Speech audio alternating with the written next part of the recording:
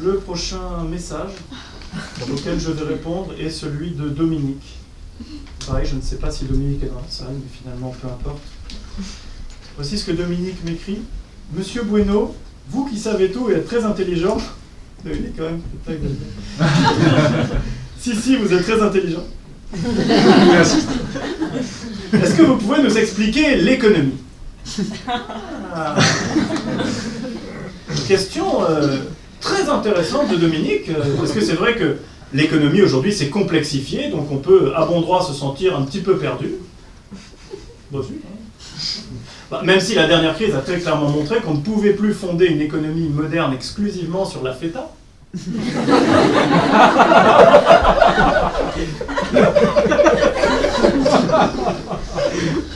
Et donc,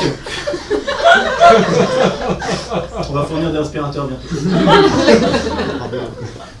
Et donc, si on n'a pas fait d'études et qu'on veut bien comprendre l'économie, eh bien, on peut s'en référer à deux concepts extrêmement simples de maniement, qui sont la sodomie et le fist-fucking. Alors, la sodomie, normalement, dans cette salle, ça devrait poser de problème à personne. Levez la main, ceux qui vraiment parmi vous ne voient pas du tout de quoi il s'agit. Voilà. T'es sûr? Bonne salle de pervers. Donc alors par exemple, mademoiselle, vous n'avez pas levé la main, définition de la sodomie. Voilà, c'est ça. Ça va rester un peu elliptique. En revanche, le fist-fucking, c'est peut-être un petit peu plus mystérieux pour certains d'entre vous. Levez la main, levez le poing. Ceux qui voient très très bien de quoi il s'agit. Eh ben, on ne se croirait pas à la CGT. Et pourtant, c'est une pratique dont je pensais qu'elle avait été popularisée, devenue une sorte d'art de vivre avec la fistinière. Bande d'hypocrites, vous l'aurez donc voulu, je vais vous en donner la définition, c'est le Robert, c'est sérieux. Eh bien, c'est une pratique sexuelle consistant à insérer un poing dans un vagin ou un anus. Et là, c'est hyper mignon. J'ai la seconde sceptique du premier rang, la nana qui se dit, mais qu'est-ce qu'il nous raconte celui-là? Un point dans un anus, mais ça rentrera jamais.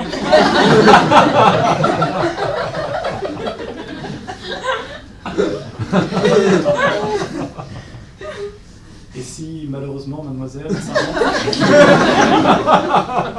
Et c'est ça, toute la magie de l'économie. Parce que maintenant que vous maîtrisez les concepts de base, vous allez voir que tout s'imbrique très naturellement. Alors, il y a l'économie d'avant et l'économie d'aujourd'hui. L'économie d'avant, c'est extrêmement simple. C'est une minorité de blancs qui sodomisait, premier concept, une majorité de blancs. C'est ce qu'on a appelé la lutte des classes. Et tous les blancs réunis, fistés, second concept, toutes les autres couleurs de l'arc-en-ciel, c'est ce qu'on a appelé la mission civilisatrice de l'homme blanc, qui consistait en réalité, sous couvert de dilatation chrétienne, à aller chercher les matières premières où elles se trouvaient. Et ensuite, il y a eu la décolonisation, mais en réalité, ça n'a rien changé du tout. Et le véritable tournant a eu lieu en 1978 grâce à un inventeur chinois qui s'appelle Deng Xiaoping.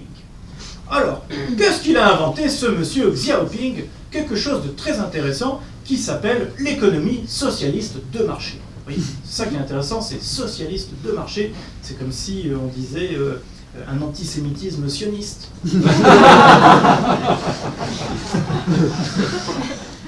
Un nazisme humaniste, un frontisme intelligent, enfin, une véritable création qui a un petit peu changé les choses. Je dis un petit peu parce que ça n'a pas tout changé, je vous rassure. Sous nos latitudes, par exemple, il y a toujours une minorité de blancs qui sodomise une majorité de blancs, et heureusement d'ailleurs que ça n'a pas changé, parce que c'est ça qui nous permet de nous situer par rapport au clivage gauche-droite. C'est vrai, c'est comme l'économie, souvent on se demande est-ce qu'on est de droite, est-ce qu'on est de gauche, alors que pourtant, schématiquement, c'est extrêmement simple. Le mec de droite, il se fait prendre, hein, comme tout le monde. Mais il se dit, c'est normal, il a une bite.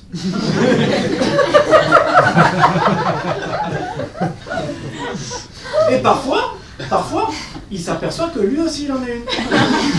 Et c'est comme ça qu'il devient entrepreneur. Le mec de gauche, il se fait prendre lui aussi. Il en a marre. Et il se dit, ça passerait quand même mieux avec du lubrifiant. C'est ce qu'on appelle des droits sociaux.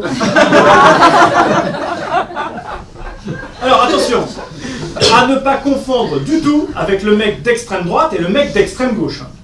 Le mec d'extrême droite, il se fait prendre, comme tout le monde. Il en a marre, mais il ne se retourne pas. Il ne se retourne pas jamais. Pourquoi? Parce qu'il a la conviction absolue, épidermique, chevillée au corps, que la bite qu'il a dans le cul, elle est soit noire, soit circoncise.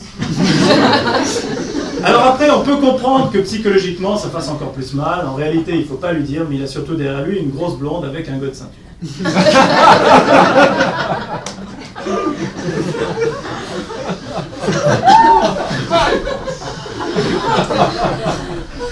Et le mec d'extrême gauche, lui, il n'en peut plus. Et il dit à ses potes, écoutez les mecs, à 3, on se retourne tous. Le problème, c'est qu'à 3, ils sont plus que 6% à se retourner. Et en plus de tout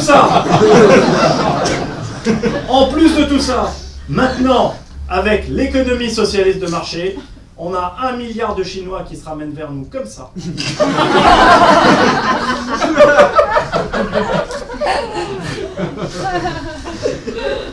Et on peut même plus compter sur l'homme noir, l'Africain. On avait pourtant qualifié de meilleur ami de l'homme blanc. Parce que maintenant, ce saligo, il fait le boulot lui-même, il s'autofiste à la machette. Et donc, tu avais raison depuis le début, Dominique Strauss-Kahn, l'économie, c'est vraiment un truc de trou de balle.